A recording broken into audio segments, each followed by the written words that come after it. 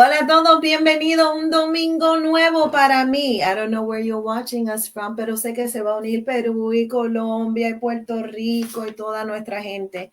Para todos ustedes que están ansiosos, muchos de ustedes han estado ansiosos preguntándome quién es esta persona que viene, porque no conozco a esta persona, la he visto, no sé quién es. Tan solo tenemos 45 minutos con él porque obviamente él está corriendo a cumplir con sus compromisos. Pero quería dejarles saber a todos ustedes, everyone, it is so important that we know who our brothers and sisters are out there, and that they're working really hard. Who are they? Where can we find them? How can we support them? And there's always some magic that we don't know about someone. So, because we have 45 minutes, don't you worry. When Joe leaves us, that's what we call gently Joe in the community. But I do want to tell you a couple of things about Joe. And he was surprised when we talked a few minutes ago about his kindness. Hi, Eddie. How are you? About his kindness and his generosity. Joe and I had the opportunity to meet each other in the moment of crisis. Hurricane Maria hit Puerto Rico, and we just all jumped on the table at all levels. So I'm going to tell you about, his real name is Joseph. We call him Joe. Rodríguez is currently the president and the board on the board of directors for the Puerto Rican United PR, a local art and cultural nonprofit organization based in New Haven, a board member at large for the National Puerto Rican Agenda. He's clear that he's Puerto Rican. A leader, a volunteer for the largest. Joe has been active in the community. All of us who know him and experience, his work, we know this, but I don't want to steal anything from Joe. Also, you will hear a lot about Joe and his connection to Blumenthal, but I'll let him speak about that because I really want you to understand that Joe is in your community. He's in a leadership position, and he wants you to know that he is available to you, community, and his definition of community. He's also the proud father of a little girl. Daddies are so, so, so important. He's also been recognized as Connecticut's 50 most influential Hispanics. That's not easy. That's not easy. And he's an advocate for youth. So engaging, participating, civic duties, all of these things are really important to Joe. And congratulations to Blumenthal. And he knows how I feel for hiring people who actually care about our community. Doesn't surprise me about you, Mr. Blumenthal. But again, congratulations on that. So without further ado, right? Saquen las maracas. Saquen las maracas. If you don't know what a maraca is, you got to show up and learn what the maracas are. And I'm going to bring up this brother. I dare to call him this brother. I don't think he will be offended by that. Father, civil, very civil human being, humble, kind, generous. Don't get it twisted. He's going to fight for the right things. So, ladies and gentlemen, I have to share with you. It's been a while that we've been trying to do this. And so here comes Joe. How are you, Joe? Who are you? Thank you for having me. Good evening, Connecticut, the mundo, everyone who's watching from afar. Much love. Thank you for having me. It's an honor to be with you. To have you. Tell us, why did you say yes? Why did It was you long say yes? overdue. It was long overdue. You and I, we run in so many similar circles, be it in the Puerto Rican community or Hartford. And when I ran into you at the Miss Puerto Rico of Greater Hartford pageant, it felt right. We've been trying to connect, and I know you're doing God's work every single day in the space that you occupy, be it through spreading goodwill and messaging through this podcast, or be it the work that you do on the ground. So it was long overdue, and I was like, let's do it. Let's make it happen. Joe, you are a true advocate for having our youth understand that they have a place Where does that come from? Where does that passion come from? What's I know you're a father to a beautiful little girl, Yeah. but I don't want to say much about her because I think you're a daddy and you're the only one who has the authority to do that. And I'm sure that she would tell me that. I've heard that she has a personality of her own, as she should. The feminist in me goes, yeah, yeah, yeah. Um, Tell us a little bit about why you have chosen youth. Why do you find that passion?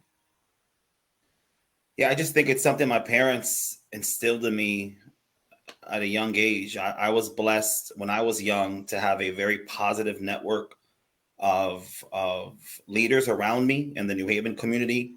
Through Puerto Rican leaders during that time, and I've always seen young minority men and women in particular, or boys, struggle in sort of urban hubs, be it through different um, social dynamics or whatnot. And I was always active at a young age, via school, the community. I served on the board of ed in New Haven, so I during that time frame was intimately involved in seeing the challenges that we face as a community when it comes to our young people, the dropout rate, right? Our literacy rates, and it was just something that I was always passionate about. I believe in paying it forward, and just like I had those leaders surrounding me when I was young, instilling positive messaging and wanting me to succeed, I feel that I have to pay it forward. So as New Haven knows, I'm often at a school for a career day, or a read out loud day. I crisscross the city quite often when I'm invited to speak at a school or whatnot. And it's just something I believe in. And it's something that I've instilled in my daughter, who's going to be 13 this year. She's very active. Shout out to Aaliyah. I don't know if she's watching. She doesn't have social media, but shout out to Aaliyah. I'll show it to her. She'll be 13. You believe that? 13 years old this year, October. So she's hitting eighth grade, high honors. So she's doing amazing work acting. But it's something that I've instilled in her. And when you see me out there, I know for you, she's normally at my side because I want her to see the work, see what the challenges are, get a sort of a respect for what the challenges are. Don't sugarcoat things. Let her see it for herself. Um, so yeah, no, it's just something I've always felt passionate about, for many years. Well, your education is, one that is impressive. And many of you can look at his bio, but that's the part that I think this is something that people decide that they need and that they want to follow. But education doesn't define who you are, ladies and gentlemen. Eso está en el corazón de uno. Esa es una oportunidad que uno tiene, más herramientas que uno tiene. Él es papá. But tell me, you could have chosen to work for anybody because your education, lo siento, mijo, you still can go anywhere you want. You're well loved, you're well respected, you're well traveled. You can go wherever you want. Um, Question number one, why are you still in New Haven? I believe in, again, giving back to the community that has given me so much. When we talk about community development and building our communities, it's much easier to do it from the inside. I thought many times of moving out of New Haven into the suburbs, perhaps, especially when I had my daughter. But I really feel strongly that if we're going to make a change, we are the change.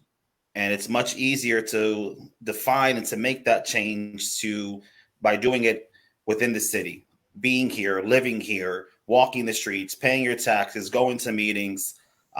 So I just didn't want to sort of be about it, de boca, right? I wanted it to be about it. So I decided consciously that we were going to live and stay in New Haven, because there's work that needs to be done. And this community has given so much to me. So at least I can do is stay here, give back, and help build our community. Yo le pregunto a Joe porque la curiosidad me mata. Muchos de nosotros tomamos decisiones, ¿verdad? De acuerdo a cuáles son nuestras necesidades, dónde nuestros trabajos nos llevan, dónde nuestra economía nos llevan. Sabemos que muchas de nuestras ciudades tienen precios de rentas horrendas, que usted es mucho más fácil a veces poder tener una hipoteca que pagar un departamento.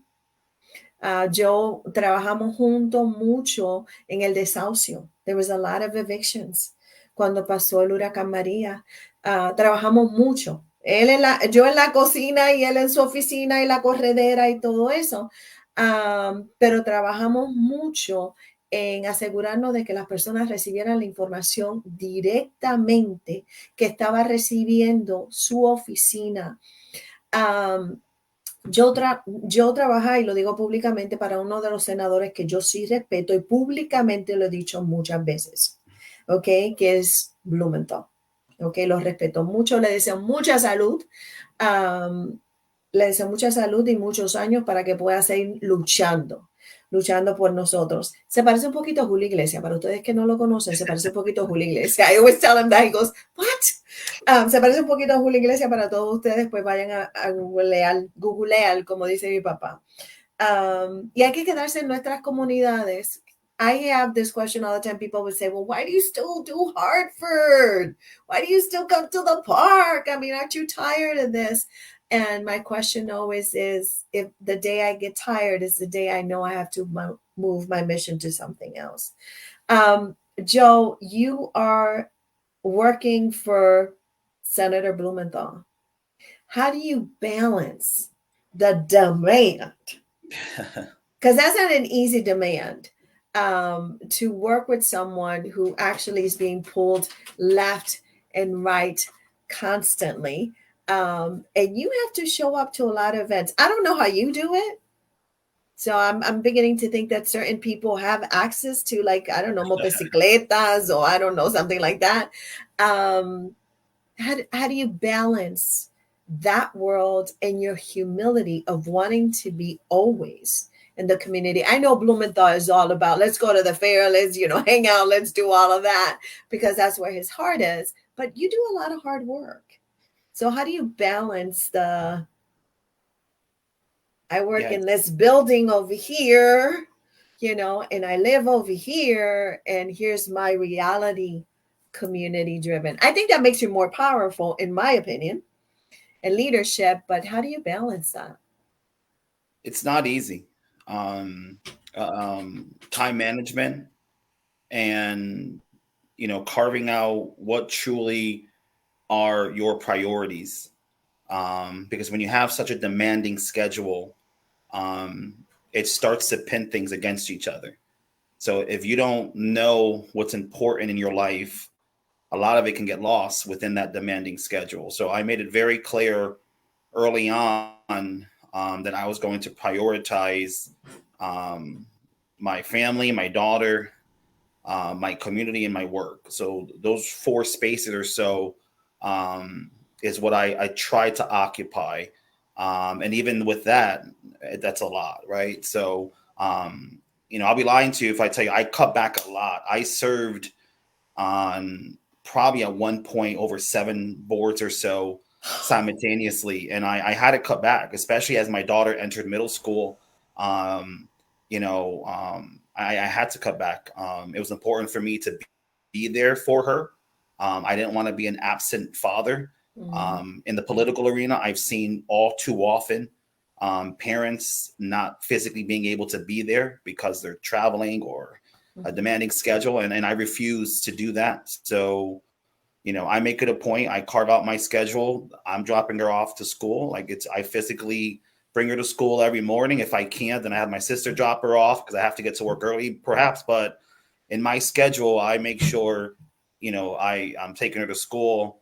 And then, my weekends, I do honestly cut back on the weekend when it comes to functions, as much as I can. The senator's schedule is very demanding. But also, you asked this earlier, why do I do it? I believe in him. I wouldn't be working for an individual who I didn't believe in. That's not to say we don't disagree. There are issues related to Puerto Rico that he and I sometimes have, a very spiritual debate on. But we respect each other. He respects my work within the community. He allows me to be my own leader, right? To be me. So we have a really good working relationship, and he knows my daughter, is important to me and is an important part of my life. So there's times where actually she tags along because I don't have a babysitter, so she comes to a meeting. And he knows her. Hi, Aaliyah. Like they have like their own little relationship. I've been there. Here's a 13-year-old from New Haven that has a personal relationship with United States Senator. Let me ask you this, Joe. We are all anxious about, Puerto Rico and what we can do from here. You've been to the island several times in a official capacity. You've been to the island like the rest of us in a I love Puerto Rico, I gotta go. For Sanse. Right. My mother's here. I can't say I've been there for Sanse. Where do you see us who live out of Puerto Rico? Like I always travel to Puerto Rico at least once or twice a year. I believe my money should be spent in Puerto Rico si voy a ir de turista. No que no me gusten otros países, obviamente me gustan otros países, but I grew up in Puerto Rico, so hay algo muy rico de San Antón para todos ustedes que son de Carolina, San Antón. Nosotros somos los gigantes, no te metas con los gigantes de Carolina ni de Manatí, del pueblo de Hoyos Malos. ¿Quedó claro? Está Corozal con nosotros, Guayanilla, Jayuya, we're all over the place, right? Cuando vas a Puerto Rico en tu posición oficial, as you know, in your official position, which you did a lot during the hurricane, and I know you still do a lot. What can we do if it was, your recommendation? We're in your living room or you're in mine. What would you recommend that we do the most? Because we don't have in Puerto Rico a vote for the president, and a lot of people are surprised when I say that. Okay, but we do have